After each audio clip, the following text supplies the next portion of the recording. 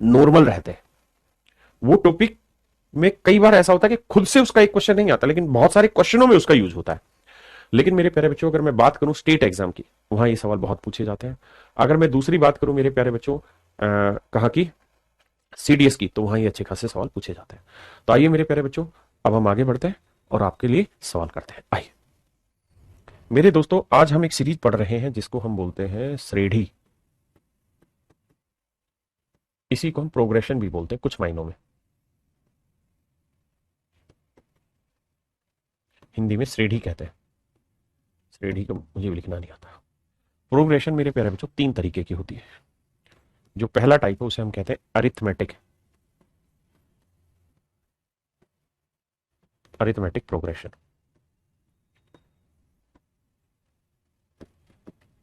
हिंदी में कहते हैं समानांतर श्रेणी। समानांतर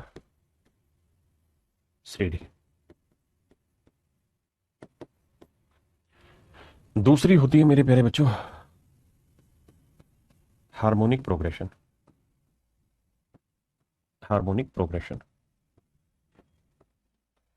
कई बार क्या होता है कि स्थितियां हमारे हिसाब से अनुकूल नहीं होती, जो हम चाहते हैं वैसे यूज नहीं होती।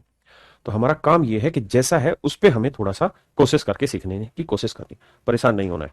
ठीक है। हार्मोनिक प्रोग्रेशन इसे कहते हैं हरात्मक श्रेणी।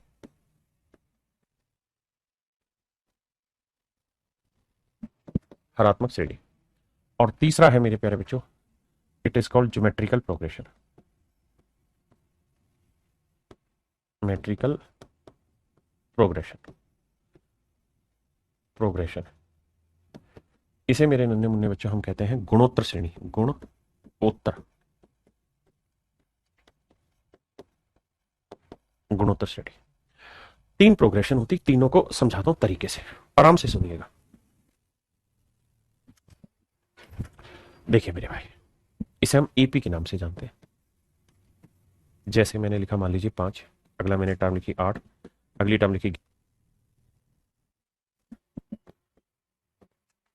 ऐसे अगर मैं कोई सीरीज बना रहा हूं तो मेरे प्यारे बच्चे इसे हम कहते हैं क्या, अरिथमेटिकल प्रोग्रेशन। यहां क्या होता है, हर एक टर्म के बीच का डिफरेंस सेम है। 8 और 3 11, 5 3 8, 11 3 14, 14 3 17। तो ये मेरे प्यारे बच्चों हमारा कहलाता है अरिथमेटिकल प्रोग्रेशन। जहां समान अंतर हो, समान अंतर हो, क्या हो मेरे भाई, समान अंतर, समान अंतर हो। अब आते हैं मेरे बच्चे हरात्मक श्रेणी, इसे हम एचपी कहते हैं। एचपी जो होती है, असलियत में एचपी का मतलब यह कि अगर कोई एचपी है तो इस एचपी को पलट के लिख दो, 1/HP पे लिख दो। और अगर 1/HP एपी है तो ये एचपी है, वरना नहीं। आप कहेंगे एचपी एपी क्या समझा, समझ नहीं आया, समझाता हूं मेरे बच्चे। 1/5 या 1/2, 1/5, 1/8, 1/11, ये कहलाती एचपी है। आप कहें क्या क्या पहचान है इसकी? तो सर एचपी की पहचान ये है कि इसको पलट के लिख दो, इसको पलट के लिख दो, पलटो। तो 2/1 को 2, 5, 8, 11। अब पलटोगे, जब पलटोगे इसे, तो जो सीरीज बने वो एपी बननी चाहिए। अगर पलटने पे कोई सीरीज एपी बन रही है तो इसका मतलब ये सीरीज एचपी है, अदरवाइज नहीं। ये एचपी की पहचान है मेरे बच्चे। जैसे मैं आपको कहूं कि 1/6, 1/16, 1/26, 1/36 एंड सो ऑन। मेरे प्यारे बच्चों, ये बताइए क्या ये एचपी है? Does it be a harmonical progression? तो आपका जवाब होना चाहिए कि सर है या नहीं है। ये तब पता चलेगी जब इसे पलटोगे। तो पलटोगे तो ये आएगा 6/1, ये 16/1, 26/1, 36/1। अब मेरे प्यारे बच्चों, हर कंजुगेटिव टर्म का डिफरेंस ले लो। तो 16 में 6 गया 10, 26 में 16 गया 10, 36 में 26 गया 10। तो हर एक में डिफरेंस सेम आ रहा है, यानी एपी है। तो ये फिर मेरे प्यारे बच्चों क्या होगी, एचपी है। इसको और दूसरे शब्दों में मैं समझाना चाहूं तो मैं ये कह दूंगा कि एपी का उल्टा एचपी होता है या एचपी का उल्टा एपी होता है। आप इसे किसी भी अर्थों में, किसी भी मायने में समझ लीजिए, मतलब यही है जो मैं आपको कहना चाह रहा हूं। Is that clear? बहुत सुंदर। अब आते हैं वापसी। अब मेरे बच्चे तीसरी सीरीज पे आते हैं, दैट इज गुणोत्तर श्रेणी। गुणोत्तर श्रेणी, और इसे हम कहते हैं मेरे प्यारे बच्चों जीपी से डिनोट करते हैं। जैसे 3, 5 15, 15 3 45, 45 3 135 एंड सो ऑन। यहां आप एक चीज नोटिस कर रहे होंगे कि इनके बीच का रेशियो सेम होगा, सेम रेशियो होगा, सेम रेशियो होगा, समान अनुपात होगा, अनुपात होगा, समान अनुपात होगा मेरे भाई। जैसे 3 5 15, 1:5, 15 न सॉरी, गलत बता दिया मैंने।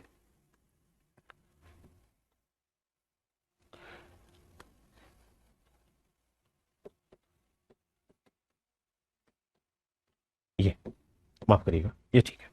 यहां आप देखेंगे इनका रेशियो सेम है, 3 का 3 गुना 9, 9 का 3 गुना 27, 27 का 3 गुना 81, 81 का 3 गुना 243।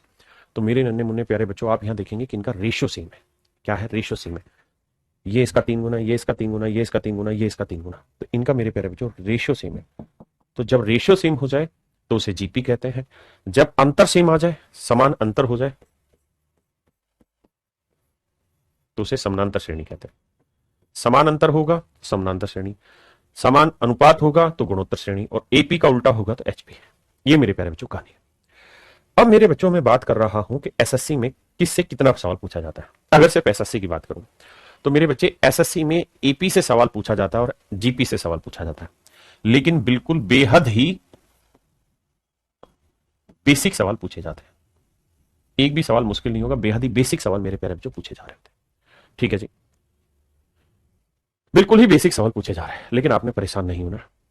एचपी हमारे सिलेबस का हिस्सा नहीं है, लेकिन हाँ, अगर आप तैयारी कर रहे हैं सीडीएस की, मेरे प्यारे बच्चों, अगर आप तैयारी कर रहे हैं सीडीएस की, तो वहां इसकी अच्छी खासी महत्ता है और वहां ये काम आएगा।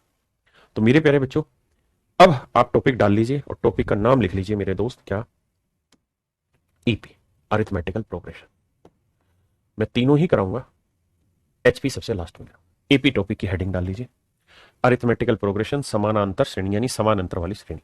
जैसे मैंने लिखा 12, अगला लिखा मैंने 15, अगला लिखा मैंने 18, अगला लिखा मैंने 21, 24, और इसी तरीके से। तो मेरे प्यारे बच्चों, ये वाली जो होती है इसकी फर्स्ट टर्म कहलाती है, और फर्स्ट टर्म को ए1 से शो करते हैं। ये वाली सेकंड टर्म होती है, इसे हम ए2 से डिनोट करते हैं। ये वाली थर्ड टर्म होती है, इसे हम ए3 से डिनोट करते हैं, एंड सो इस तरह से। तो ये एपी में है या नहीं, इसको चेक करने के लिए कॉमन डिफरेंस निकालते हैं, जिसे हम सार अंतर कहते हैं। क्या कहते हैं? सार अंतर कहते हैं।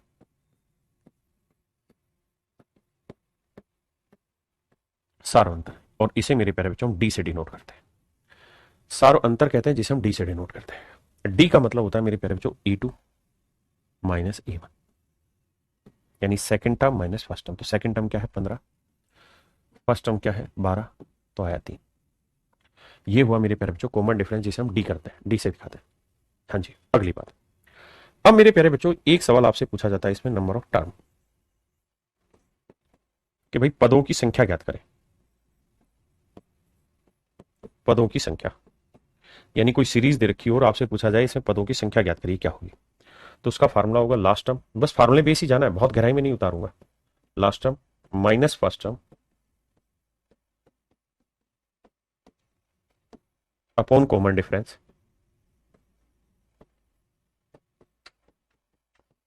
+1। अंतिम पद माइनस पहला पद बटे सार्वंतर जमा एक, ये होता है उस सीरीज में number of term find out करने का तरीका। मेरे बच्चे, अगर मैं इस सवाल की बात करूं तो इस सवाल में आपसे यही पूछा गया है कि find the total number of terms of the given AP. दिए गए समानांतर श्रेणी में पदों की संख्या ज्ञात करनी है। तो फर्स्ट टर्म दे रखी है आपको 20 और लास्ट टर्म दे रखी है 88। तो ये होगी फर्स्ट टर्म और ये होगी लास्ट टर्म। मुझे डी निकालना होगा, तो कॉमन डिफरेंस का formula second term minus first term, तो 24 माइनस 20। तो ये आएगा मेरे प्यारे बच्चों 4। कितना आएगा मेरे नन्हे मुन्ने बच्चों? 4। तो नंबर ऑफ टर्म मुझे फाइंड आउट करना है। तो नंबर ऑफ टर्म का सूत्र मैंने लिखवाया अभी आपको, क्या? Last term minus first term upon common difference +1। तो मेरे बेटे लास्ट टर्म क्या है? 88, फर्स्ट टर्म क्या है? 20, कॉमन डिफरेंस कितना है? 4 जमा 1। तो 88 में 20 गया 68 बटे 4 जमा 1, 4 से काटा 17, 17 और 1 18। तो मेरे नन्हे मुन्ने प्यारे बच्चों, कुल मिला के 18 टर्म होगी। कितनी टर्म होंगी सीरीज में? 18 टर्म होगी। सिचुएशन जो मर्जी हो, एक्सेप्ट करिए, आगे बढ़िए। कुछ बार थोड़ा सा संघर्ष करना पड़ता है, आंखों को भी थोड़ा सा प्लीज कर लीजिए, पढ़ने पे फोकस करते हैं। तो कितनी टर्म हुई मेरे भाई? 18 टर्म। जवाब दीजिए। आइए, बहुत बढ़िया मेरे भाई। कह रहा है दिए गए समानांतर श्रेणी में कुल पदों की संख्या ज्ञात करें। तो भैया सबसे पहले कॉमन डिफरेंस निकालो। कॉमन डिफरेंस क्या होगा? Second term minus first term. 102 minus 96, 6 आया, बिल्कुल ठीक है। तो number of term find out करनी है, तो उसका सूत्र होगा last term minus first term upon difference plus 1। Last term 996 है, फर्स्ट टर्म 96 है, बटे डिफरेंस है 6 जमा 1। 996 में 96 गया 900, 6 6 से काटेंगे 150। तो मेरे प्यारे बच्चों 150 में एक जोड़ा 151। तो नंबर ऑफ टर्म होंगी मेरे प्यारे बच्चों कितनी? 151। बहुत सुंदर। अब मेरे भाई आगे आते हैं फार्मूले की सीट पे। तो मैंने बताया कॉमन डिफरेंस कैसे निकालते हैं, नंबर ऑफ टर्म कैसे निकालते हैं। अब अगली लाइन मेरे प्यारे बच्चों, किसी भी समानांतर श्रेणी में कोई पद निकालना, जैसे एनवा पद बताओ, एन का मतलब 10वां पद बताओ, 12वां 11वां 18वां 19वां कोई भी पद बताओ, तो इसका सूत्र होता है a plus N minus 1 into d. जैसे इसी सीरीज में मैं आपसे कहूं कि भाई मुझे बताओ 10वां पद क्या होगा, तो आप कहेंगे फर्स्ट टर्म। ए का मतलब ए के आगे 1 नहीं लिखा तो मतलब फर्स्ट ही टर्म है, तो फर्स्ट टर्म कितनी है जी? 12 प्लस एन की वैल्यू क्या है? 10, 10 में से 1 गया 9, और डी की वैल्यू कितनी थी मेरे बच्चे? तो आप कहेंगे जी डी की वैल्यू थी सरकार 3। सर जी 3, तो सर नंबर ऑफ टर्म हो जाएंगी ना 10वीं टर्म हो जाएगी 12 जमा 9 30 27, तो 7 2 9 2 1 3 39, तो 10वां पद होगा 39। 10वां पद क्या होगा मेरे बच्चे? 39। अब मेरे प्यारे बच्चों आपसे ये पूछ सकता है कि भैया सम ऑफ एन टर्म्स का सूत्र बताइए, एन पदों का योग ज्ञात करिए, क्या होगा? तो एन पदों के योग का सूत्र होगा N by 2, 2a plus N minus 1 into D. आप कहेंगे सर मेरे बच्चे एन पदों का मतलब इस सीरीज के एन पदों का, तो एनवा जो पद होगा वो हमारी लास्ट टर्म होगी। आप कहेंगे हाँ, तो सर इस हिसाब से देखें तो इसको और ब्रेक करें तो एन बाई 2, 2a को हम लिख लेते हैं ए जमा a plus N minus 1 into d. तो थोड़ा ध्यान से अगर सर देखोगे तो ये वाली जो कहानी है a plus N minus 1 into d, ये तो nth टर्म दिखा रहा है, और अगर एन ही टर्म है तो ये तो सबसे लास्ट टर्म हुई, और ये हमारी पहली टर्म हुई। तो मेरे बच्चे सम ऑफ एन टर्म निकालने का एक सूत्र ये भी है, एन पदों का योग निकालने का एक सूत्र ये भी है कि एन बटे 2 first term plus last term. N पदों के योग निकालने का एक सूत्र ये भी है कि n by 2 first term plus last term. ये भी मेरे प्यारे बच्चों इसी तरीके का एक फार्मूला है। अब इन फार्मूलों का इस्तेमाल करेंगे और सवालों पे लेके चलेंगे। जी बताइए। कहता है ये कोई सीरीज है और ये एक समानांतर श्रेणी में है, यानी एपी में है, तो 99 पद ज्ञात करिए, 99वां पद ज्ञात करिए। तो भाई फर्स्ट टर्म निकाल लो। तो फर्स्ट टर्म क्या है? 4 7 28 और 3 31 बटे 4। आपने कहा ओके रिपोर्टर। भैया सेकंड टर्म निकाल लो। तो सेकंड टर्म क्या होगी? 9 दूनी 18 और 1 19 बटे 2। 9 दूनी 18 और 1 19 बटे 2। मेरे प्यारे बच्चों डी की वैल्यू बताई कॉमन डिफरेंस, तो a2 माइनस a1, तो 19 बटे 2 माइनस 31 बटे 4। एलसीएम लेंगे 4 आएगा, 19 दूनी 38 में से 31 गया 7 बटे 4। 7 बटे 4 आ गया मेरा डी। तो कॉमन डिफरेंस आ गया 7 बटे 4। कह रहा जी इस सीरीज की 99वां पद ज्ञात करिए। तो मेरे बेटे एनवा टर्म निकालने का सूत्र है क्या? A plus N minus 1 into d. तो 99वां पद निकालना है तो फर्स्ट टर्म क्या है मेरे भाई? 31 बटे 4। 99 में गया 98, और डी की वैल्यू है 7 बटे 4।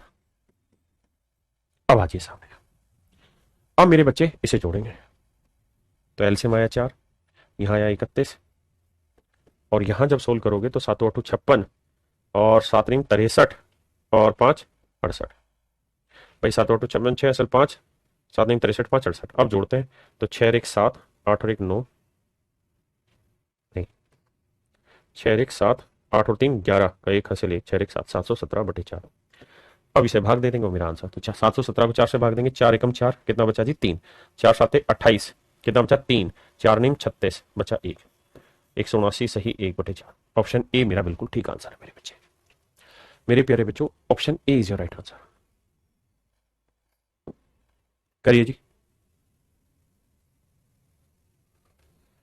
कह रहा है how many terms of the series must be taken that sum will be 54। कहता है योग 54 है। तो मेरे बच्चे ये बताइए पहला पद क्या है? तो आप कहेंगे -12। सेकंड टर्म क्या है मेरे दोस्त? तो आप कहेंगे -9। तो कॉमन डिफरेंस क्या होगा सर? A2 माइनस A1, तो -9 माइनस करेंगे -12, तो ये आएगा -9 माइनस माइनस +12, तो ये आया 3, तो डिफरेंस आ गया 3। हाँ जी, कह रहा है जी इसके n पदों का योग था, n का फार्मूला होता है n/2,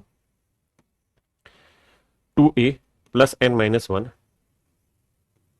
इंटू डी, ये होता है योग। और कह रहे हैं इसके कितने पदों का योग 54 है, ये इक्वल टू 54। हाँ जी, अब मेरे बच्चों देखना ध्यान से, n/2 2a, अच्छा चाहें तो इस 2 को पलट के यहां गुना कर देंगे तो 54 दूनी 108 आ जाएगा, आप कहेंगे हाँ, और यहां क्या रह गया n, 2a, a की वैल्यू क्या है जी -12 प्लस n माइनस 1, डी की वैल्यू क्या है जी 3, तो n -24 प्लस 3n -3, 3n 27 बराबर 108।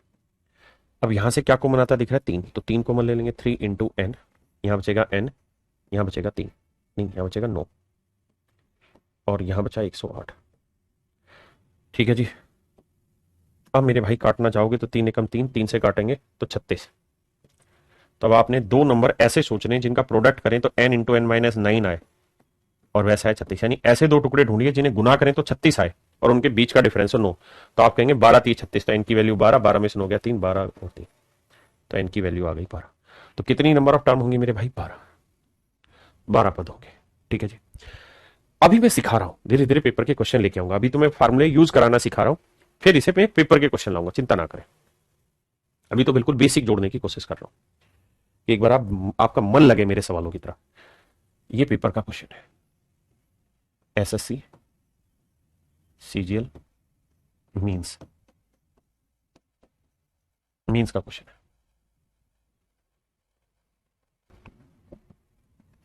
आइए मेरे दोस्तों, मेरे भाइयों, ध्यान दीजिए। सवाल में कह रहा है नीचे दिए गए श्रेणी के, श्रेणी लिख दिया, श्रेणी का योग बताना है। मेरे बच्चों बड़े ध्यान से समझना, मैं इसको छोटा लिख रहा हूं।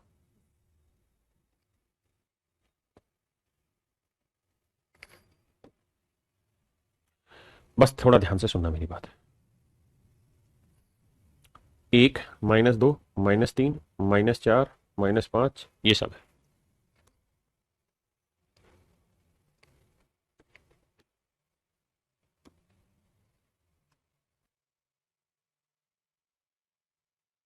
एक सेकंड का टाइम देना।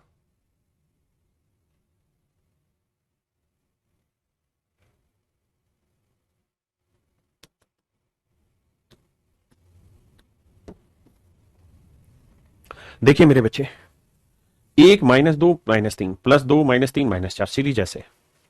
मैं अगले पेज पे लिख रहा हूं, 1 -2 1 -2 -3, फिर 2 -3 -4, फिर 3 -4 -5, और इस तरीके से 99 टर्म है, 99 टर्म है। मेरे प्यारे बच्चों, होगा ये आपके साथ कि ऐसे सवालों में एक एपी नहीं देगा। मान लीजिए एक एपी है A1 A2 A3, ये कोई अरिथमेटिकल प्रोग्रेशन है। दूसरी कोई एपी है, ये A1 A2 A3, ये कोई दूसरी एपी है। वो अलग अलग नहीं देगा, क्या करेगा, इनको मिला के लिख देगा। A1 अगली टर्म A1, फिर A2 A2। बच्चा सोचेगा यार ये तो एपी बनी नहीं रही, तो कैसे सोल्व होगा। जैसे इस सवाल में अगर आप ध्यान दें तो यही हो रहा है। आप देखेंगे यार 1 और -2 में अंतर कितना है, तो भाई -2 -1, तो ये आएगा -3। जबकि -3 और -2 का डिफरेंस कितना है, -1, तो ये तो एपी नहीं बन रही भाई। इनकी कंजुगेटिव टर्म्स का डिफरेंस ही सेम नहीं आ रहा, फिर क्या करें सर। तो सर हमें ये समझना होगा कि अगर ऐसा है तो उसने हो सकता है यहां 2-3 एपी शामिल की हो। अगर आप थोड़ा सा दिमाग दौड़ाएं, ठंडी बुद्धि से सोचें, तो 1 और 1 2, 2 और 1 3, 3 और 1 4, ऐसे एक एपी। -2 -3 -4 -5 दूसरी एपी, -3 -4 -5 तीसरी एपी। यानी अगर आप ध्यान दे पाए, थोड़ा सा सोच पाए सवाल पे, तो आपको पता चलेगा यहां 3 एपी दे रखी है, 3 अरिथमेटिकल प्रोग्रेशन दे रखी। तो तीनों में क्या करो, जब अलग अलग है ना तो जोड़ लो एक बार, तो भी एपी बनेगा। जोड़ोगे तो 3 और 2 5, 5 में से 1 गया 4। यहां जी अब इन दोनों को जोड़ लो, तो 4 और 3 7, 7 में से 2 गया 5, ऐसे इनको जोड़ लो, 5 और 4 9, 9 में से 3 गया 6। तो मेरे प्यारे बच्चों इस तरीके से आप एक सीरीज बना दीजिए, नई सीरीज। इस तरीके से मेरे प्यारे बच्चों आप एक नई सीरीज बना दीजिए। और अगर यहां 99 टर्म थी तो हमें यह सोचना होगा, समझना होगा बाबू, अगर यह 99 टर्म थी तो हर 3 टर्म को जोड़ के एक टर्म बनाया, हर 3 को जोड़ के एक बनाया, हर 3 को जोड़ के एक बनाया। तो अगर हर 3 टर्म का एक एक जोड़ा बनाएंगे तो 99 में कितने जोड़े बनेंगे? 33 जोड़े। यानी इस सीरीज में मेरे प्यारे बच्चों 33 टर्म होंगे। इस सीरीज में मेरे प्यारे बच्चों कितनी टर्म होंगी? 33 टर्म होंगी। इस सीरीज में मेरे बच्चों 33 टर्म होंगी। कितनी टर्म होंगी? 33। तो यहां 33 टर्म होंगी। कितनी टर्म होंगी? 33 टर्म होंगी। और कैसे चलेगा? ऐसे -4, -5, -6, ऐसे 33 टर्म होगी। कह रहा है जी इनका योग बताओ। तो मेरे बच्चे योग निकालना है तो सम ऑफ 33 टर्म्स निकालना है। फर्स्ट टर्म क्या है जी? -4। सेकेंड टर्म क्या है जी? -5। कॉमन डिफरेंस निकालना है तो second term minus first term, तो -5 माइनस करेंगे -4, तो ये माइनस माइनस प्लस, तो घटाएंगे आएगा -1। तो फार्मूला होगा n/2 इंटू में 2a, ए की वैल्यू क्या है जी? -4 प्लस n-1, तो 33 में 1 गया 32, और डी की वैल्यू कितनी है मेरे बच्चे? -1। यह आएगा 33/2, यह आएगा -8, और यह आएगा -32। सोल्व करेंगे मेरे भाई 33/2, यह आएगा 40, माइनस का 2 से काटेंगे 20, 660। तो मेरे प्यारे बच्चों मेरा आंसर आएगा -660। अब मुझे बताइए कितने बच्चे समझ गए इसे? ये माइनस लगा होता ना तो यहां माइनस आएगा, -660 मेरे प्यारे बच्चों मेरा आंसर आएगा। कितने बच्चे इस बात को समझ गए? क्या आंसर -660 आएगा? -660 आएगा? जी आसू जी जवाब देता हूं।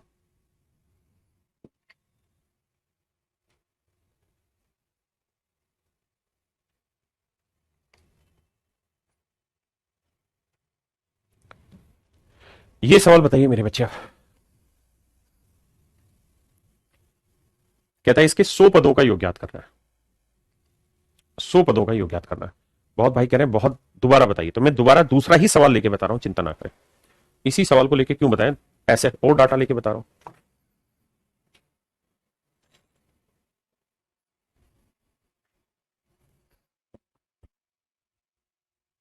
देखिए मेरे भाई, यहां पे भी तरजीह वही होनी चाहिए। 1 और 2 3, देखो माफ करना, 1 और 1 2, 2 और 1 3, 3 और 1 4, एक सीरीज। अगली 6 और 1 7, 7 और 1 8। आपको समझ में आ जाना चाहिए कि 2 सीरीज चला रखी है, दो दो टर्म की सीरीज चला रखी है, तो इसको जोड़ लो, फिर इसको जोड़ लो, फिर इसको जोड़ लो। मेरे भाई डरना नहीं है, घबराना नहीं है, छोटी छोटी बातें, मोटी मोटी बातें, छोटी छोटी बातें सब समझा देंगे। तो 6 और 1 को जोड़ोगे तो आएगा -5, 7 और 2 को जोड़ोगे -5, 8 और 3 को जोड़ोगे -5। और ये कहां तक आएगी कहानी? सर 100 पाता है। तो मेरे बेटे हर 2 टर्म पे कहानी गवाई थी आपने, हर 2 टर्म को जोड़ के एक टर्म बनाया था। तो ऐसे 2 टर्म से एक टर्म बन रही, तो 100 टर्म से कितनी बनेंगी? 50 टर्म, 50 पद बनेंगे। यानी 100 टर्म का 50 टर्म बन गया मेरे बेटे। अब ऐसे ही 50 टर्म है, 50 टर्म। मेरे बच्चों मुझे एक बात बताना, अगर मैं 3 को 4 बार जोड़ू तो कोई मूर्ख ही होगा जो जोड़ेगा, सीधा कहेगा 3 4 बार जोड़ना है तो 3 गुना 4 कर दो। तो ऐसे ही मेरे बच्चे यहां पे सीधा भी दिमाग दौड़ा सकते हो, -5 को 50 बार जोड़ा है तो 50 से गुना करते नहीं, -250 आंसर आएगा। कितना आएगा? -250। अदरवाइज आप एपी लगाएंगे तो फर्स्ट टर्म भी वही है, सेकंड टर्म भी वही, तो फर्स्ट टर्म आ जाएगी मेरे भाई -5 और डिफरेंस आ जाएगा 0। फिर आप सोल्व करते तब भी यही आएगा। तो समझदारी का इस्तेमाल करें, ऑप्शन ए आपका बिल्कुल करेक्ट आंसर है, मूर्खता का नहीं।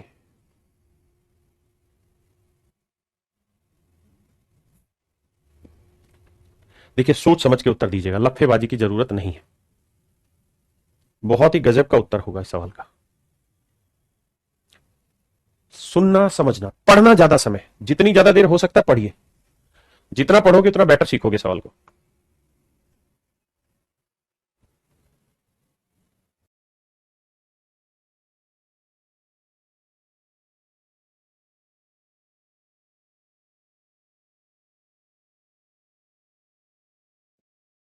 देखिए मेरे भाई, सवाल बहुत विचित्र है, सोच समझ के ही कर पाओगे उत्तर। आइए भाई, दो सीरीज है। पहली सीरीज है 3, 7, 11, 15। तो 3 और 4 7, 4 11, 4 15, 15 4 19, 19 4 23, 23 4 27, 27 4 31, 31 4 35, 35 4 39 एंड सो। पहली सीरीज ऐसे चलेगी, बिल्कुल डरना नहीं, घबराना नहीं, प्यार से प्रेम से सिखाऊंगा। अगली सीरीज में अगर आप जाओगे तो अगली सीरीज है 1, 6, 11। कितने का अंतर है? 5 का। तो 11 और 5 16, 16 और 5 21, 21 और 5 26, 26 और 5 31। तो कह रहा है इसकी पहली 20 उभयनिष्ठ पद बताइए, पहले 20 उभयनिष्ठ पद बताइए। तो मेरे बच्चे, ये आपको उभयनिष्ठ दिखाई दे रहा है दोनों का, यानी सबसे पहली जो कॉमन टर्म है वो 11 है। अगली कॉमन टर्म क्या है? 31। अगली कॉमन टर्म है मेरे भाई 31। आप कहें सर क्या ऐसे लिख के देखनी पड़ेगी कि 31 आएगी इसकी दूसरी कॉमन टर्म? नहीं, ये तरीका नहीं। तो तरीका क्या? तरीका ये है कि मेरे बेटे ये देखो कि इसमें कॉमन टर्म कितना, इसमें कॉमन डिफरेंस कितना है। तो 3 और 7 के बीच का डिफरेंस कितना है? 4। और इसमें कॉमन डिफरेंस कितना है? 1 और 6 के बीच में 5। तो 4 और 5 का गुना कर दो, 20। तो यानी अब जो नई सीरीज बनेगी ना, उसमें हर हाल में कॉमन डिफरेंस 20 आएगा। मतलब इनका एलसीएम लेना होता है। क्या लेना होता है? एलसीएम लेना होता है। 4 और 5 दो डिफरेंस है भाई, इस सीरीज में कॉमन डिफरेंस 4 है, उसमें कॉमन डिफरेंस 5 है। तो 4 और 5 का एलसीएम लोगे तो 20 आएगा। एलसीएम अभी नहीं आता तो छोड़ देना। तो मेरे बच्चे एलसीएम आया 20। इसका मतलब ये हुआ कि इस सीरीज में कॉमन डिफरेंस आएगा 20। तो आपको ये सब निकालने की जरूरत ही नहीं थी मेरे भाई, आपको ये देखना था कि पहली कॉमन टर्म क्या है, बस पहली कॉमन टर्म पकड़नी थी। तो पहली कॉमन टर्म सवाल ने खुद ही दे रखी 11। तो अगली जो कॉमन टर्म होगी ना मेरे बेटे, वो 11 से 20 बड़ी 31, उससे अगली 31 से 20 बड़ी 51 एंड सो ऑन। अब वो कह रहे हैं इन 20 पदों का योग ज्ञात करो। तो सम ऑफ 20 टर्म्स निकालिए। तो 20/2 into first twice of first term, तो 11 जमा 20 में गया 19 और डी की वैल्यू है 20। अब मेरे बेटे से सोल्व करना था। 20 को 2 से काटा 10 आया, 11 दूनी 22 और 19 दूनी 38, 380। 380 में 22 जोड़ेंगे मेरे भाई तो क्या आया? 2 8 2 10, 3 1 402। तो आंसर आया 4020। तो ऑप्शन बी मेरे प्यारे बच्चों मेरा सही आंसर है। ऑप्शन बी मेरे प्यारे बच्चों मेरा सही आंसर है। हाँ जी, कितने बच्चे समझ गए?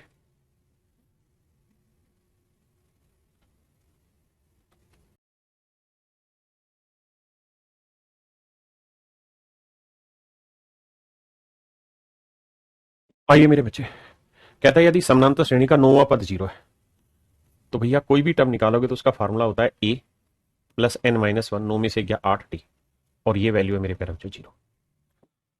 अब अगली लाइन में मेरे बेटे कह रहा है, क्या कह रहा है भाई?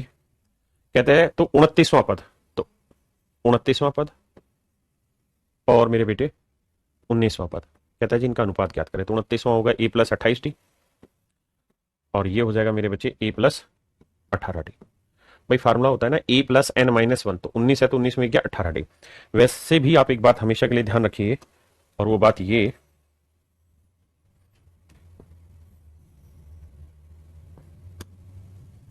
कि अगर nवी टर्म में पूछ रहा हूं तो इसका सूत्र होता है a plus n-1 into T. तो अगर मैंने 10वीं टर्म पूछा है तो सीधा 10 में से गया 9 लिख देना यहां पे। अगर मैंने 15वीं टर्म लिख दिया है तो a प्लस 14d लिख देंगे। यानी जो यहां है उससे एक कम डी, एक कम करके यहां लिखना, और कुछ है ही नहीं सवाल में। अब बेटे मुझे यहां से पता है कि a की वैल्यू अगर निकालूंगा तो 8d उधर जाएगा, माइनस का होगा। तो a की जगह -8d लिखते हैं। तो a की जगह -8 लिखेंगे तो 8 और 28 कितना हो गया? 20d बचा। यहां a की जगह -8d लिखेंगे मेरे बेटे तो 8 और 18 10d आया। और मेरे बेटे d से d कटा तो रेशियो आया 2:1। यानी इनके इन पदों का अनुपात मेरे प्यारे बच्चों 2:1 आया। पूछा अनुपात बताइए तो option D is your correct answer. मेरे बच्चों ऑप्शन डी आपका सही उत्तर है।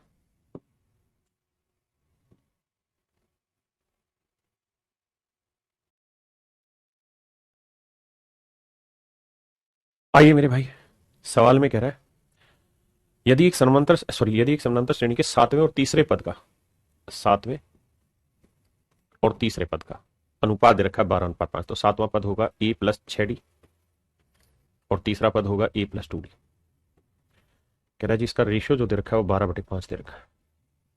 यहां से सोल्व करेंगे तो 5 जमा 5 30, 12 से करोगे तो 12a जमा 12 दूनी 24t।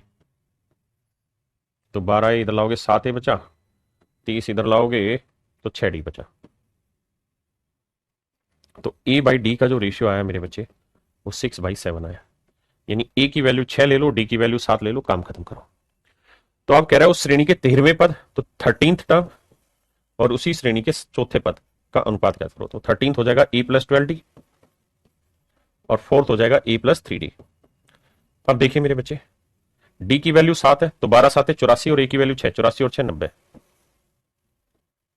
अब डी की वैल्यू 7 है तो 7 ये 21 और ए की वैल्यू 6, 21 और 6 27। तो भैया 9 3 27, 9 2 90, 10:3 मेरा आंसर आ जाए। Option A is your right answer. Option A कहता है 10th term of an AP is 10 more than 5th term. कहता है 10वां पद जो है वो 5वें पद से कहता है जी 10 ज्यादा है। और कह रहा है कि इन दोनों ही टर्म का जो योग है वो रखा है 32, यानी 10th टर्म और 5th टर्म का जो सम है वो 32 है।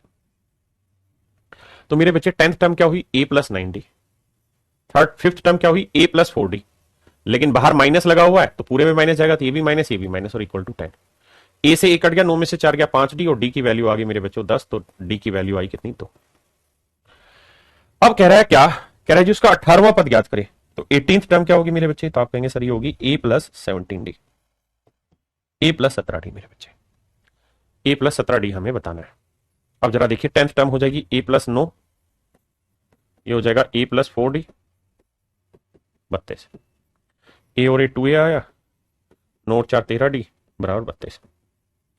अब देखो यार 13 डी की जगह 2 रखूंगा तो 13 दूनी 26, 26 उधर जाएगा माइनस का, तो 32 में 26 गया 6, तो 2a बराबर 6 है मेरे बच्चे, तो a की वैल्यू आ गई 3 और a की वैल्यू 3 है तो यहाँ 3 और d की वैल्यू 2 है तो 17 दूनी 34, 34 और 3 37। तो मेरे प्यारे बच्चों मेरा आंसर होगा 37, आंसर होगा 37। हाँ जी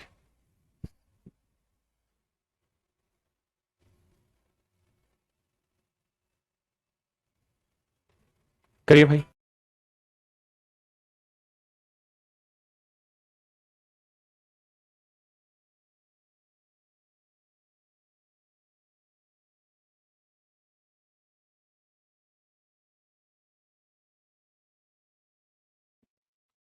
देखिए मेरे बच्चे, कहता है सेकंड टर्म और थर्ड टर्म का जोड़ है 8।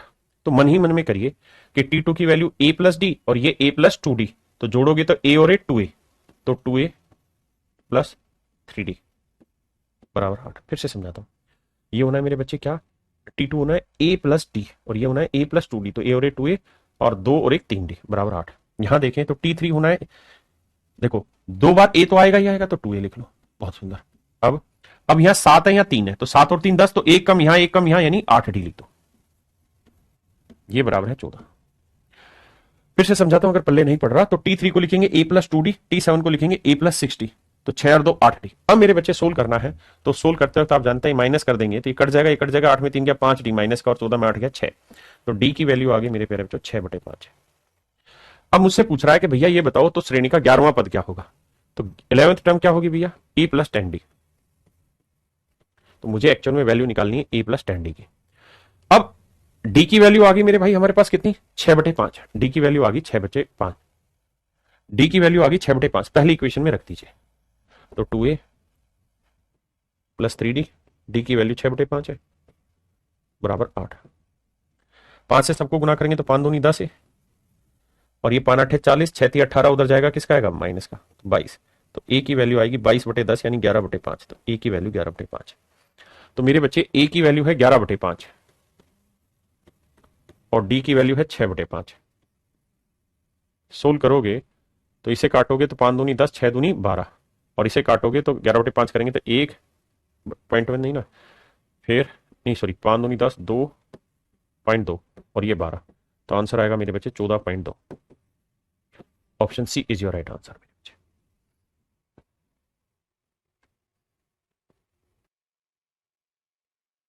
ये मेरे प्यारे बच्चों आप इसी तरीके से घर पे कर लेंगे, होमवर्क है।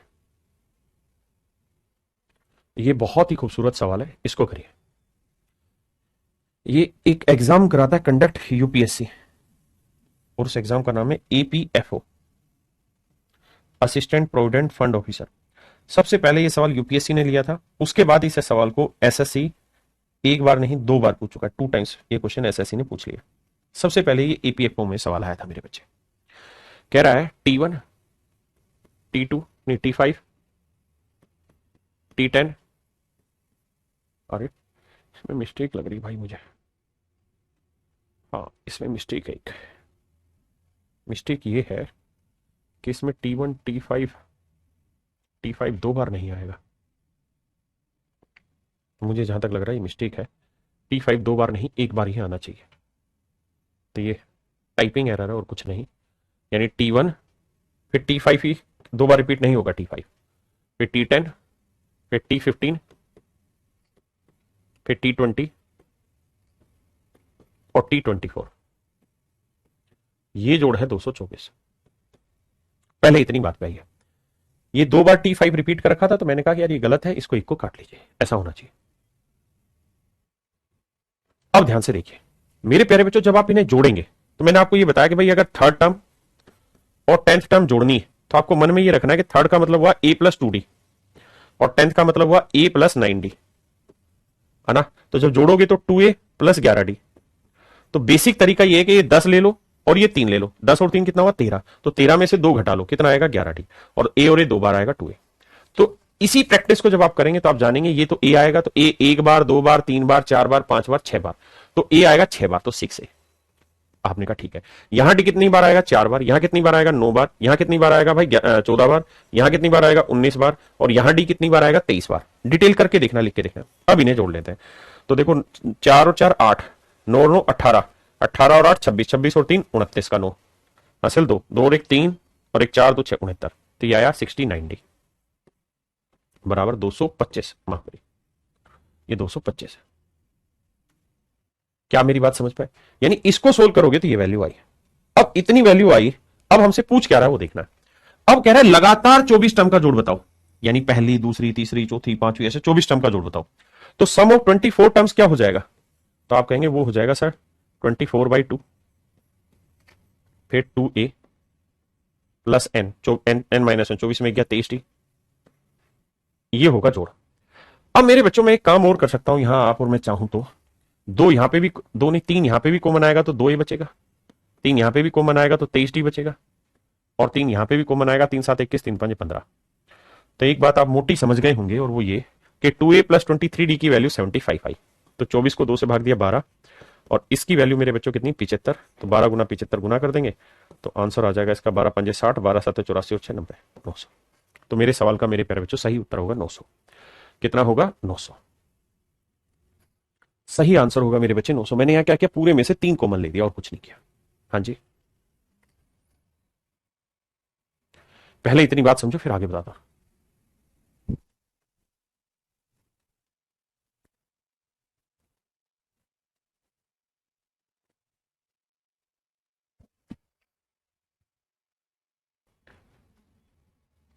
क्वेश्चन नंबर 14 में कह रहा है, क्वेश्चन नंबर 14 में कह रहा है in the ratio of sum of, if in नहीं if the ratio of sum of first n terms of 2 different AP is this and this, find the ratio of 10 term of this 2 AP. देखिए मेरे दोस्त ध्यान से, कह रहा है 2 different AP है, एक एपी है a, अगली टर्म हो जाएगी a plus D, common difference जुड़ता जाएगा, अगली a plus 2d and so on मेरे प्यारे बच्चों। दूसरी एपी में कैपिटल ए मान लेते हैं, तो कैपिटल ए प्लस डी मान लेते हैं, कैपिटल डिफरेंस डी, ये a plus 2d and so on मेरे प्यारे बच्चों। ये मेरे प्यारे बच्चों 2 डिफरेंट एपी है, मतलब कैपिटल ए और ए अलग अलग चीजें हैं, स्मॉल डी और कैपिटल डी डिफरेंट है। ठीक है जी, शिवम जी आइए, अब कहानी को समझिए। कहता है इसके सम ऑफ n टर्म्स और इसके सम ऑफ n टर्म्स का हम आपको रेशियो दे रहे हैं। तो भैया इस सीरीज के सम ऑफ n टर्म्स का सम क्या होगा? a by n/2 2a plus n minus 1 into D. आपने कहा हाँ, इस सीरीज के n टर्म्स का जोड़ हो जाएगा n/2 2, अब capital A plus n minus 1 into capital D और इक्वल टू, यानी पहले वाली सीरीज के n टर्म्स का जोड़ ये है, दूसरे वाली सीरीज के n टर्म्स का जोड़ ये है, और कह रहा है इनके जोड़ का जो अनुपात है वो 2n प्लस 1 इस 2n माइनस 1। तो सवाल में हमसे क्या पूछ रहा है कि भाई दोनों समानांतर श्रेणियों के 10वें पद का अनुपात ज्ञात करिए। कहता है इसकी 10th टर्म निकालिए और इसकी 10th टर्म निकालिए, इनका रेशियो बताना है क्या होगा। तो 10th टर्म का फॉर्मूला है a+n-1, तो 10 में गया नो डी, और इसका होगा a+10 में से एक गया, ओहो ये दूसरी सीरीज थी, तो इसमें capital A plus 9 capital D। कह रहा है जी इसका डिफरेंस निकाल, मतलब रेशियो निकालिए, माफ करिए। तो मेरे नन्हे मुन्ने प्यारे बच्चों, अब हम सवाल पर आगे बढ़ते हैं और आपके लिए कुछ अच्छी और ज्ञान की बात बताने जा रहे हैं। एक बात सीखिए और बताइए क्या। मैं आपको एक सवाल कहूं कि if a plus b√13 is equal to 5 plus 11√13, find the value of a plus B. तो मेरे प्यारे बच्चों a प्लस बी का मान ज्ञात करें। ये मेरा सवाल है कि a प्लस बी का मान ज्ञात करें। आपने कहा जी ओके रिपोर्ट है, अब करो जी मान। तो मेरे बच्चों छोटी क्लासों में आपने पढ़ा होगा कि अगर मैं आपको कहूं कि x प्लस वाई बराबर 10 और x माइनस वाई बराबर 8, तो बताओ मुझे x और y की वैल्यू क्या होगी। आप कहेंगे सोल्व हो जाएगा सर, भाई y से y कटा, 2x आया, 10 18, तो x की वैल्यू 2 से भाग देके 9 बची और y की वैल्यू बची 1। लेकिन अगर मैं एक नया सवाल आपको कह दूं कि भाई x प्लस वाई है 16, तो मुझे बताओ x की वैल्यू क्या होगी। What is the value of x, what is the value of x। मेरे प्यारे बच्चों, मेरे प्यारे बच्चों x की वैल्यू क्या होगी, x की वैल्यू क्या होगी। तो आप कहेंगे देखिए सर, हम ये तरीका अपना सकते हैं यहां पे कि हम x की वैल्यू 1 ले लें तो y की 15, x की -1 ले लें तो y की 17 लेनी होगी, x की -5 ले लें तो इसकी 21 लेनी होगी, y की x की 100 ले लें तो नेचुरल इसकी -84 लेनी होगी। तो यानी सर अगर एक इक्वेशन है, इक्वेशन कितनी, एक इक्वेशन का मतलब इक्वल के साइन से, अगर इक्वेशन एक है मेरे बेटे, अगर मेरे लल्ला इक्वेशन एक है, इक्वेशन एक है, एक ही इक्वेशन है और वेरिएबल एक से ज्यादा है मेरे बेटे, एक से ज्यादा वेरिएबल है, इक्वेशन एक है और एक से ज्यादा वेरिएबल है मेरे प्यारे बच्चों, इक्वेशन एक है और एक से ज्यादा वेरिएबल है, तो आपसे मेरा आंसर यह है कि क्या हम एक्स वाई की वैल्यू निकाल पाएंगे। तो आंसर होगा नहीं निकाल पाएंगे, कोई सर्टेन वैल्यू नहीं निकलेगी। यानी जितने वेरिएबल हो उतने ही इक्वेशन होगी, तभी हम ऐसा कर सकते हैं। जैसे यहां कितने वेरिएबल है, एक्स और वाई, दो ही वेरिएबल और इक्वेशन भी कितनी है, एक और एक, दो, दो इक्वेशन दो वेरिएबल, तो आंसर निकल जाएगा। लेकिन यह वेरिएबल दो है, इक्वेशन एक, तो आंसर नहीं निकलेगा। तो ऐसे में कभी भी हम एक्स और वाई का सर्टेन वैल्यू नहीं निकाल सकते। हाँ जी, ऐसे ही मेरे बाबू, मेरे प्यारे बच्चे, यहां पे आ जाइए और यहां जब आप ध्यान देंगे तो यहां दो वेरिएबल, एक ए एक बी, और इक्वेशन है एक। आप चाहकर भी उत्तर नहीं निकाल सकते। लेकिन एसएससी क्या कहता है, एसएससी ये कहता है कि बेटा ध्यान से सुन, मैं तुझे एक सवाल लिख के दे रहा हूं, ये मैंने तुझे इतना बड़ा सारा सवाल लिख के दे दिया, अब तू अंग्रेज मत बन, तुझे सही उत्तर निकालने को नहीं कह रहा हूं, मैं तुझे ये कह रहा हूं कि मैंने तुझे 4 ऑप्शन दिए, इन 4 ऑप्शन में से तेरे हिसाब से बेस्ट चॉइस क्या हो सकती है। मैं फिर से अपनी बात रिपीट करता हूं, एसएससी आपसे ये नहीं कह रहा कि सही उत्तर छाटो। एसएससी का कहने का अर्थ यहां पे ये होता है कि मैं तुम्हें भैया, या एसएससी या कोई भी एग्जाम, कि मैं तुम्हें 4 क्वेश्चन ना 4 ऑप्शन दे रहा हूं, तो इन 4 ऑप्शन में से भी बेहतर विकल्प आप ढूंढ के बताइए कि कौन सा ऑप्शन बेहतर है। मतलब इतना है और कुछ नहीं है। अब मेरे बच्चे, हमें यह देखना होगा कि इनमें कौन सा ऑप्शन बेहतर है। तो मेरे बच्चे, अगर ये सवाल दे दे और आपको 4 ऑप्शन लिख के दे दे, फिर कैसे आंसर छाटे जाए। तो मेरे बच्चे, वैसे तो इसका आंसर नहीं निकलेगा, लेकिन अगर आंसर निकलवा रखा है तो एक ही तरीका निकलवाने का, और उस तरीके को हम कहते हैं कंपैरिजन। कंपैरिजन, तुलना, उस मेथड को हम कहते हैं तुलना करना। और कंपेयर हम तभी कर पाएंगे जब चीजें एक जैसी हो। जैसे ये ए है, यहां 5 है, यहां √13 है, यहां √13, तो यहां √13 का कोएफिशिएंट बी, यहां √13 का कोएफिशिएंट 11, तो यानी बी की वैल्यू 11 होगी मेरे भाई, और ए की वैल्यू 5 होगी। तो ये मेरे प्यारे बच्चों मेरा सही आंसर। हाँ जी, बहुत है सुंदर, बहुत ही बढ़िया मेरे प्यारे बच्चों। हाँ जी, अब लड़ाई आगे लड़ते हैं। अब आ जाइए इस सवाल पे। अब मेरे बेटे, अगर दिमाग दौड़ाओगे तो आपको कमियां और अच्छाइयां दोनों पता चल पाएंगी यहां पे, कि कमी क्या और अच्छाई क्या है।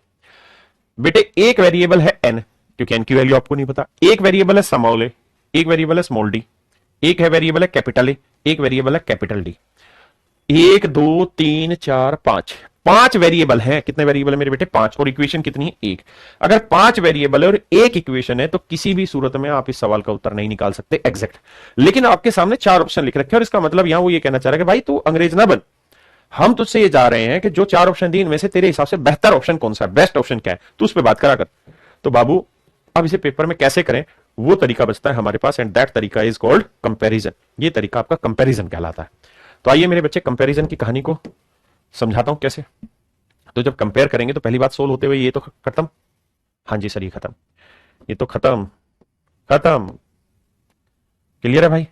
अगर ये खत्म तो इसको भी खत्म कर देते हैं, मिटा ही दें इसे, फिर ब्रैकेट को क्यों ही रखा जाए। अब अगली लाइन। अब मेरे बच्चों मैं क्या करता हूं, मुझे जो चाहिए उसमें एक ए चाहिए, यहां कैपिटल ए चाहिए, यानी ए का कोफिशिएंट सिंगल कर लो। तो क्या करो, दो से इसको भी भाग दे दो, दो से इधर भी भाग दे दो, दो से यहां पे भी भाग दे दो, यहां पे भी भाग दे दो। तो दोनों जगह दो से भाग दे रहे हैं, इसमें कोई दिक्कत तो नहीं है आपको? सर इसमें तो कोई दिक्कत नहीं है। ठीक है जी। जब आप ऐसा कर लोगे मेरे बेटे, तो आप ये बताना मुझे, यहां इतनी बात समझ में आ गई आपको? देखो एक ही सवाल समझने में दिक्कत होती है, और मैं वो टीचर हूं जो कॉन्सेप्चुअल पढ़ाता हूं, कॉन्सेप्ट क्लियर कराने की पूरी कोशिश कर रहा हूं। ठीक है, अब मेरी बात ध्यान से सुनना।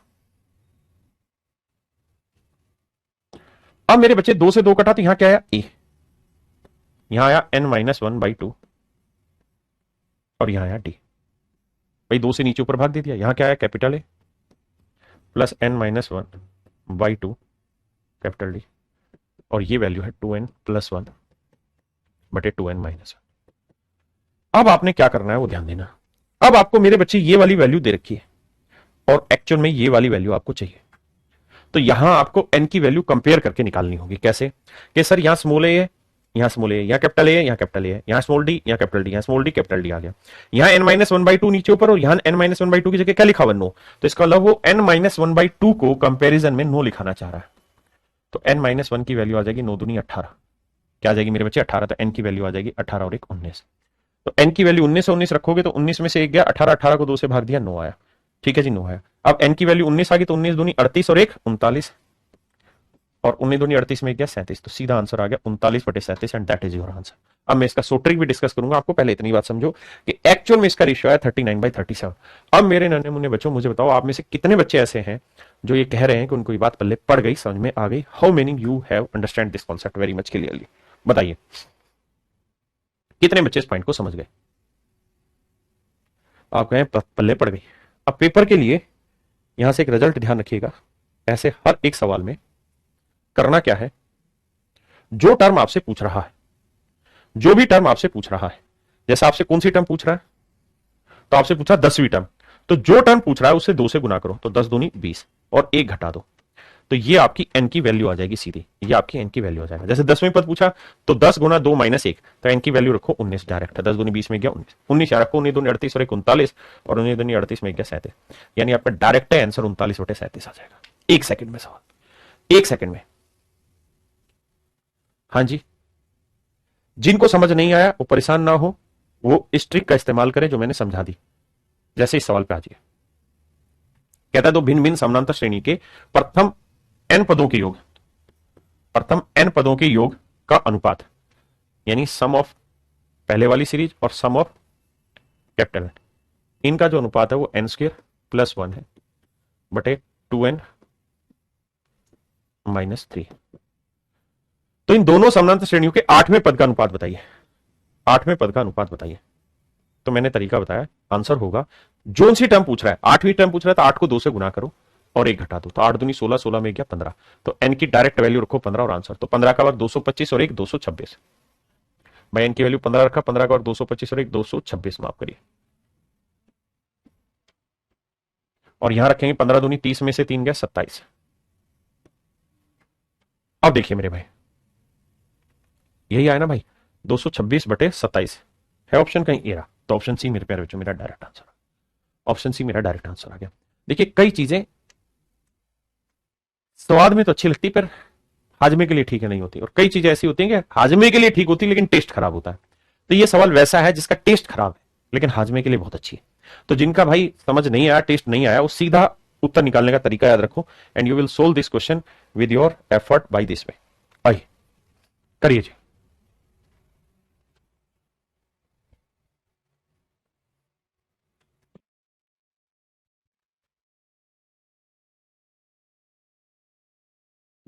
कहता है यदि सम ऑफ एन टर्म्स इतना दे रखा है, एस एन का मतलब है सम ऑफ एन टर्म्स का सूत्र है मेरे बच्चे n² + 2n।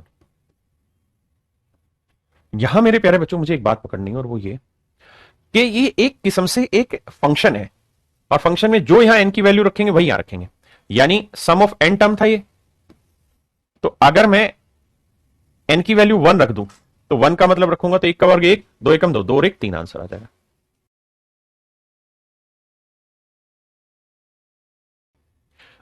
कितना आएगा मेरे बच्चे? 3। समझ रहे हैं? अगर मेरे प्यारे बच्चों यहां मैं n की वैल्यू 2 रखूंगा, n की वैल्यू 2 रखो तो 2 का वर्ग 4, 2 दूनी 4, 4 और 4 8 आ जाएगा। और अगर मैं यहां n की वैल्यू 3 रखूंगा तो 3 का वर्ग 9, 3 दूनी 6, 9 और 6 15 आ जाएगा। ये आ जाएगा मेरे बच्चे सम ऑफ n टर्म्स। ये आ जाएगा सम ऑफ n टर्म्स। समझ रहे हैं? इस तरीके से। तो मेरे बच्चे एक बात समझो, सम ऑफ 1 टर्म का मतलब फर्स्ट टर्म है, सम ऑफ n टर्म का मतलब फर्स्ट टर्म है, तो फर्स्ट टर्म आ गई 3। सम ऑफ 2 टर्म का मतलब है कि first term plus second term, ये 8 है। तो बेटा फर्स्ट टर्म कितनी है? 3। तो बताओ सेकंड टर्म क्या लूं कि जोड़ 8 आ जाए? तो आप कहोगे सर क्या बात कर रहे हो, सेकंड टर्म आएगी 5, है ना? तो इसका मतलब इसका जो पहला सीरीज जो बनेगी ना वो ये बनेगी 3 फिर 5। तो कितने का डिफरेंस है? 2 का, तो अगला 7, फिर अगला 9, फिर 11। तो उसने पूछा पहला टर्म क्या है, तो 3 है। इनके बीच का डिफरेंस कितना है जी? 2 है। तो कौन सा ऑप्शन सेट हो रहा है? सी। हमें हर तरीके के सवालों पे हाथ आजमाना है।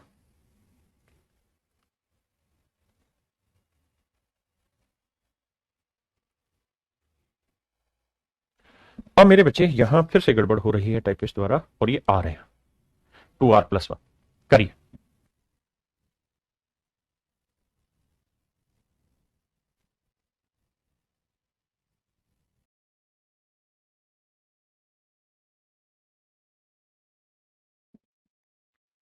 आइए मेरे दोस्तों, मेरे नन्हे मुन्ने बच्चों, ध्यान से देखिए मेरी बात। कहता है यदि एक समानांतर श्रेणी का आरवां पद 2r+1 है, आरवां पद 2r+1 है,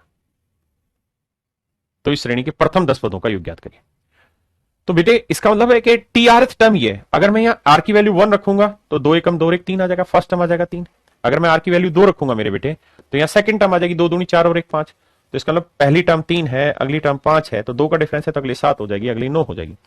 तो कहता है इस श्रेणी के प्रथम 10 पदों का योग ज्ञात करो, सम ऑफ 10 टर्म बताओ। तो सूत्र क्या होगा भाई? n/2, 10/2, 2a 2 गुणा 3 जमा n-1, तो 10 में से 1 गया 9। और डी की वैल्यू कितनी है मेरे प्यारे बच्चों? तो डी की वैल्यू निकालेंगे तो 5 में 3 गया 2, तो यह आएगा 5, या 10 ही रखो इसे थोड़ी देर के लिए, काटने में शायद आगे आसान हो जाए। 3 दूनी 6, 9 दूनी 18, 18 और 6 24, 24 को 2 से काटोगे 12, 12 दही 120। तो sum of n terms are terms का ना, सम ऑफ 10 टर्म्स का जोड़ आ जाएगा मेरे प्यारे बच्चों 120। तो इस तरीके से सवाल करना आपके लिए मजेदार हो जाएगा, आसान हो जाएगा। आइए मेरे बच्चे पढ़िए।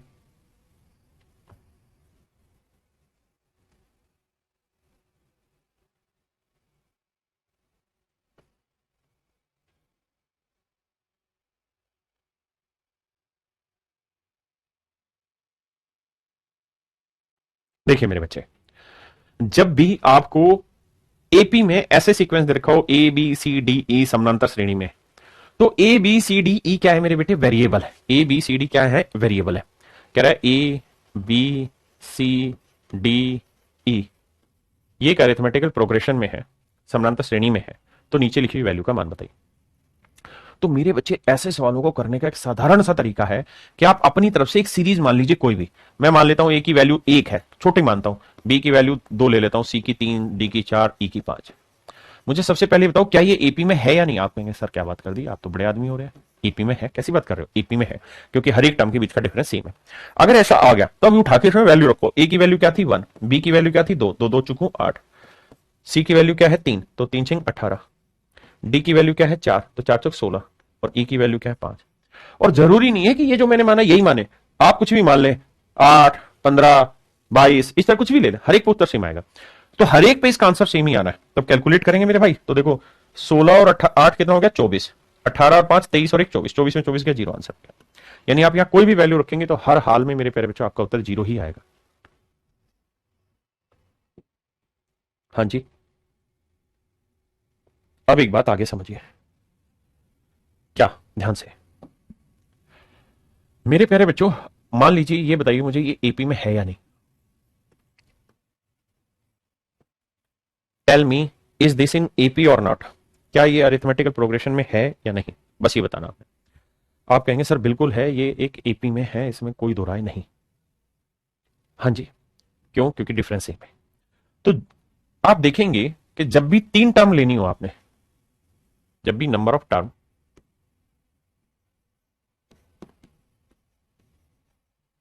ओड हो, पदों की संख्या विषम हो, पदों की संख्या विषम हो,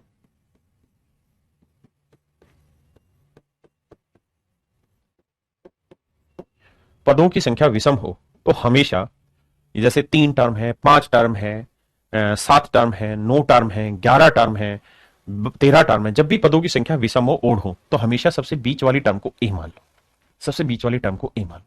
ठीक है जी। अब नेचुरल है, अगली हो जाएगी ए प्लस डी यानी डी ज्यादा, और ये वाली टर्म और इसके बीच का डिफरेंस डी होगा तो ए माइनस डी। तो जब भी मेरे प्यारे बच्चों 3 टर्म माननी हो, 3 पद मानने हो किसी सवाल में, तो आप बीच वाला पद ए मान लो, ये a plus d a minus d. आप कहें ऐसा क्यों, हम ये ना ले लें a plus d a plus 2डी, इसमें कौन सा अपराध है? कोई अपराध नहीं बेटे, कोई अपराध नहीं। लेकिन एक जगह जाके अपराध आता है, अपराध नहीं आता मतलब कैलकुलेशन मजेदार नहीं बनती। कौन सा सर? सर इन तीनों को जोड़ो। मान लो मैं ये कहूं कि एक नंबर है या कोई 3 टर्म है, एपी की 3 टर्म है, और उन तीनों टर्म का जोड़ में दे दूं आपको, उन तीनों टर्म का जोड़ में दे दूं आपको, और फिर पूछूं कि बताओ मिडल टर्म क्या होगी, तो आपको 3 दे दूं, 5 दे दूं, ऐसे कितने दे दूं? तो इनको जोड़ोगे ना तो ए 3 ए आएगा, जमा डी और 2 डी 3 डी आएगा। तो आप देखेंगे कि 2 वेरिएबल के साथ आपको डील करना पड़ेगा, ए और डी के साथ। लेकिन अगर आप इसे जोड़ेंगे ना तो डी से डी कट जाएगा और सीधा 3a बराबर जो जोड़ दे रखा होगा वो आंसर आ जाएगा। पहली बात। दूसरा पॉइंट, अगर 5 टर्म माननी हो तो 5 में बीच वाली टर्म ए मान लो। अब 5 में एक बीच में होगी तो 4 है, तो 4 में 2 आगे होंगी 2 पीछे, तो ये ए प्लस डी ले लो, ये ए प्लस 2डी ले लो, ये ए माइनस डी ले लो, ये ए माइनस 2डी ले लो। बहुत शानदार। अगर 7 टर्म लेनी हो, 7 टर्म लेनी हो, तो मेरे भाई बीच वाली टर्म ए मान लो, तो टोटल 7 थी, 7 में एक ले ली, बची कितनी? 6, तो 6 में 3 आगे कर दो, 3 पीछे, तो 3 आगे करोगे तो ए प्लस डी, ए प्लस 2डी, ए प्लस 3डी, पीछे लाओगे तो ए माइनस डी, ए माइनस 2डी, ए माइनस 3डी। हाँ या ना मेरे बच्चे? आपने कहा बिल्कुल ओके रिपोर्ट है सर आपकी, इसमें कोई दो राय नहीं। तो जब भी नंबर ऑफ टर्म आपको ओड माननी हो तो ये तरीका है। लेकिन नंबर ऑफ टर्म अगर इवन लेनी हो, सम लेनी हो, जैसे 4 पद लेने हैं, 6 पद लेने हैं, 8 पद लेने हैं, या 2 पद लेने हैं, 2 में तो 2 टर्म तो कभी भी एपी नहीं कहलाएगी। मैं 20 और 40 कहूं तो क्या एपी कहलाएगी? नहीं, क्योंकि एपी के लिए जरूरी है कि हर 2 टर्म के बीच का डिफरेंस सेम होता है। एक ही 2 ही टर्म है तो इनके बीच का डिफरेंस तो हो गया, लेकिन अगली 2 तो है ही नहीं, तो एपी नहीं होगी। तो मिनिमम 3 टर्म तो होनी चाहिए। तो 4 टर्म अगर पूछे, 6 टर्म पूछे, 8 टर्म पूछे, यानी इवन में पूछे, तो मेरे बेटे होगा क्या कि 4, 6 और 8 ऐसे नंबर है जिनमें बीच की कोई टर्म होती नहीं है। जैसे 3 होती है तो 3 में दूसरी टर्म बीच की होती है, 5 है तो 5 में बीच की टर्म 3 आ जाएगी, है ना। अब 4 में बीच की क्या आएगी? आएगी नहीं। 4 टर्म है तो उनमें बीच की टर्म आएगी नहीं कुछ भी, तो क्या करें? तो करने का तरीका यह है कि बीच की दोनों टर्म जो लो ना, एक ए माइनस डी ले लो और एक ए प्लस डी ले लो, ऐसे लेना है। इससे अगली ए प्लस 2डी हो जाएगी और इससे पिछली ए प्लस 2डी। अब मुझे बताओ क्या ये एपी में है या नहीं? क्या ये चारों टर्म एपी में है या नहीं? बताओ। तो आप कहेंगे ये नहीं है। क्यों? क्योंकि मेरे बेटे इनके बीच का डिफरेंस कितना है और इनके बीच का डिफरेंस कितना, चेक करो। तो ए प्लस डी में से माइनस करेंगे ए माइनस डी, तो यहां जो डिफरेंस आएगा ना, माइनस ए और माइनस माइनस प्लस डी, तो आएगा 2डी, यानी यहां डिफरेंस है 2डी, जबकि यहां जो सॉरी माइनस डी था, यहां जो डिफरेंस है वो डी का है, माइनस डी, माइनस नहीं प्लस डी का। तो आप एक चीज नोटिस करेंगे, यहां डिफरेंस अलग आ रहा है, यहां डिफरेंस अलग आ रहा है, तो ये एपी नहीं है। तो क्या करना है? तो आपको ये देखना है कि जब भी मेरे बच्चे इवन टर्म आप मानो, इवन टर्म मानो, तो आप बीच की 2 टर्म ऐसी लेना कि एक में माइनस डी हो, एक में प्लस डी, तो यानी इनके बीच का डिफरेंस 2डी, तो अगली जाएगी ए प्लस 3डी, क्योंकि डिफरेंस 2 का लेना, और इससे पिछली होगी ए माइनस 4डी। इस बात को समझ, ए माइनस 3डी। ऐसे ही अगर 6 टर्म हो तो बीच की टर्म लेनी है ए माइनस डी और ए प्लस डी, इनके बीच का डिफरेंस देखोगे तो 2डी आ रहा है, तो अगली हो जाएगी ए प्लस 3डी, अगली हो जाएगी ए प्लस 5डी, इधर वाली हो जाएगी ए माइनस 3डी और ये हो जाएगी ए माइनस 5डी। ऐसे ये डील करना है इनको। मुझे पता है कि चीज आपके स्वास्थ्य के लिए बहुत जरूरी, लेकिन कड़वी है, बहुत कमों को पल्ले पड़ेगी, लेकिन पढ़ाना। क्लियर है यहां तक की बात? ऐसे ही 8 टर्म। यानी इवन होंगी तब तो बीच में एक टर्म आ जाएगी, एक टर्म बीच के हटा देंगे तो इधर बचेंगी जितनी उतनी इधर बचेंगी, तीन में से एक हटाए तो एक इधर बचे एक इधर, पांच थी तो एक हटा दें बीच वाली तो कितनी चार, चार में दो इधर होंगी दो इधर, सात है तो एक टर्म हटा देंगे तो छह बची, छह में तीन इधर तीन इधर। लेकिन मेरे बेटे चार अगर है तो चार में एक बीच की हटा देंगे तो बची कितनी, तीन, तीन के दो हिस्से नहीं हो सकते, तो बीमारी यहां है। अब आगे आते हैं अगली बात। मेरे प्यारे बच्चों एक बात और भी ध्यान से समझना, कोई भी टर्म हो, अगर कोई भी तीन टर्म ले लो, ए plus d, a plus two D, किसी भी सीक्वेंस में ले लो, बीच में ए ले लो या ए माइनस या ए प्लस, तो हमेशा ये रहता है कि जो मिडल टर्म होती है ना, मिडल स्पेलिंग सही है पता नहीं भाई, मिडल टर्म जो है इसका डबल जो होगा वो फर्स्ट प्लस थर्ड के सम के इक्वल होगा। यानी जो मिडल मोस्ट टर्म है उसका डबल पहली और दूसरी के तीसरी के बराबर है। इन दोनों को जोड़ोगे तो ए प्लस टू डी आएगा और इसका डबल करोगे तो two A plus two D आएगा, है ना। यानी मैं आपको कहूं कि तीन टर्म है एक्स वाई और जेड और तीनों एपी में है, तो आपको ये संबंध हमेशा ध्यान रखना कि twice of middle term equal to first plus last. ये एक सीक्वेंस है जिसको आपको पकड़ के चलना है, MIDDLE होगा। मेरी इंग्लिश ज्यादा ही गंदी हो गई है मैथ पढ़ाते पढ़ाते, मिडल टर्म माफी चाहता, ठीक है भाई। विराट भाई आपका स्वागत है, आप आ गए तो आइए करिए मेरे भाई।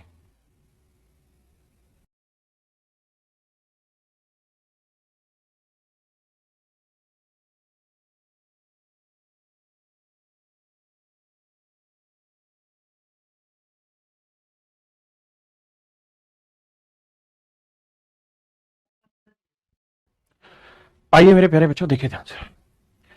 कहता है यदि संख्या 15 को तीन भागों में बांटा गया, कहता है 15 को तीन बराबर भागों में बांटा गया, तो मतलब तीनों ही पार्ट का जोड़ कितना होना चाहिए 15।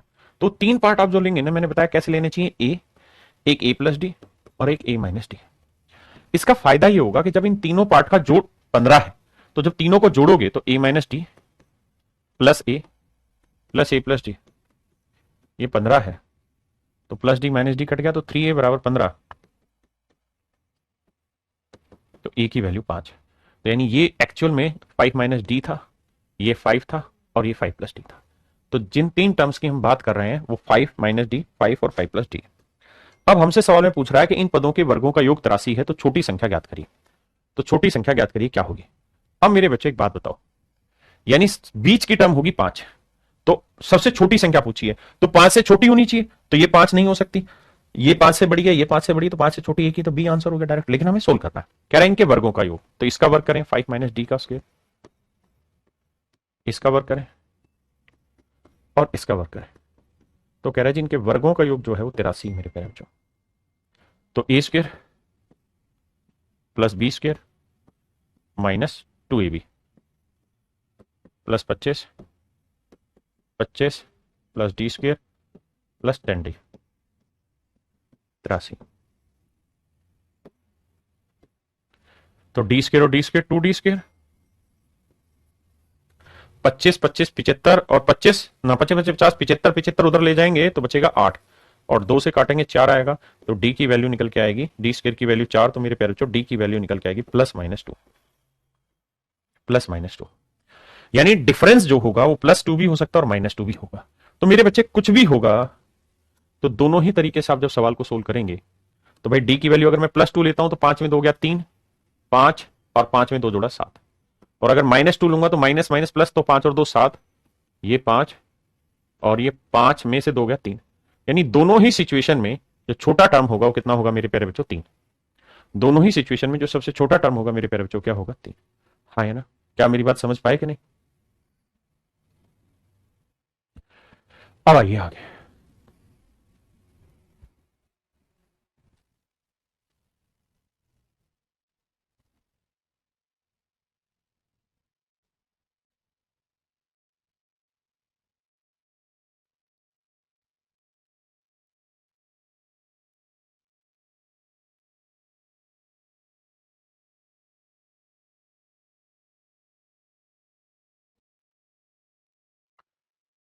कह रहे निम्नलिखित विकल्पों में से कौन सा सही है।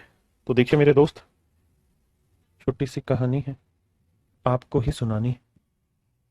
मेरे प्यारे बच्चों, T10 प्लस T5, और ऐसे ही मैं आपको कहूं T8 प्लस T7, ऐसे ही मैं आपको कहूं T6 प्लस T9। बताओ जी क्या इनका जोड़ बराबर होगा? तो आप कहेंगे हाँ होगा। क्यों होगा बराबर सर?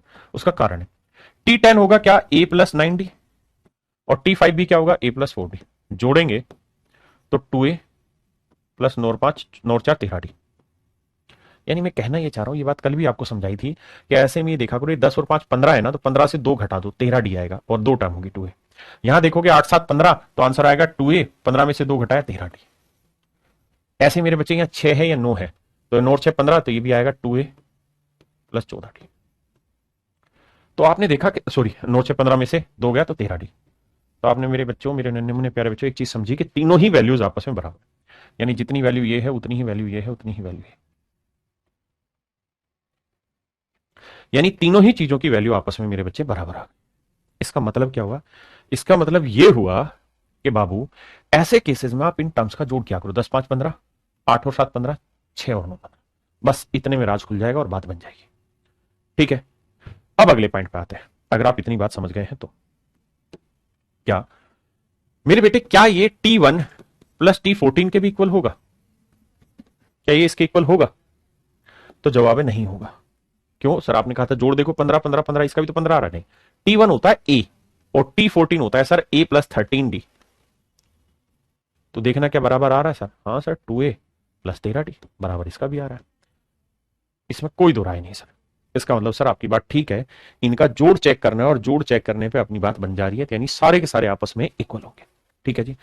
अब इसी तर्ज पर आपसे सवाल पूछा गया है, कहता है T28 प्लस T32 किसके बराबर होगा? तो बेटे 28 और 32 का जोड़ कितना हुआ? 60। तो देखो जिसका 60 बन जाए वो आंसर। 72 38 60 है? नहीं है। 72 12 60 है? नहीं है। 10 6 60 है? नहीं है। केवल और केवल एक ही ऑप्शन है ए, क्योंकि 40 और 20 का जोड़ 60 सेट हो गया, आंसर आ गया। हाँ जी मेरे प्यारे बच्चों, चलिए मेरे प्यारे बच्चों, आज के लिए इतना ही। आप सभी का बहुत बहुत स्वागत रहेगा। मैं जानता हूं कि इनमें थोड़ा सा टाइम लग रहा है आपको समझने में, और खासकर उन बच्चों को समझने में ज्यादा टाइम लग रहा है जिनको पावर सर्ट्स इंडेक्सेस वाला चैप्टर नहीं पढ़ा हुआ है, जिन्होंने नहीं समझा, वो रिलेट करने में बड़ी दिक्कत क्रिएट कर रहे होंगे। बाकियों के लिए बहुत आसान है। तो आज के लिए मेरे प्यारे बच्चों इतना ही। आप सभी का धन्यवाद, साधुवाद, नमस्कार।